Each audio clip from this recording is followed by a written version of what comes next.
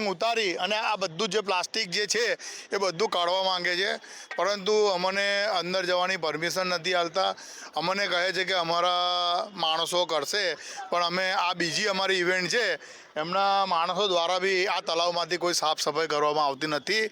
અવારનવાર અમે લોકો આના માટે પરમિશન માંગીએ છીએ. તો અમારી હજુ બી જે બી કોર્પોરેશન છે એના દ્વારા કમિશનર સાહેબ શ્રીને બી જણાવવા માગું છું કે અમારા પર વિશ્વાસ રાખી અને તમે અમને આ તળાવ દત્તક આપી દો. અમે નિઃશુલ્ક 1 રૂપિયો તમારી પાસે લીધા વગર આ તળાવને ચોખ્ખું તો કરીશું, પણ હંમેશા માટે ચોખ્ખું કેવી રીતના રહે છે એ બી અમે લોકો અમારી જવાબદારી અમે લઈએ છીએ કે આ તળાવને અમે હંમેશા માટે ક્લીન રાખીશું અને ચોખ્ખું રહેશે. તો ખાલી અમારી એટલી જ દરખાસ્ત છે કે તમે અમને આ તળાવની પરમિશન આપી દો, તો આ તળાવ અમે ક્લીન કરીએ.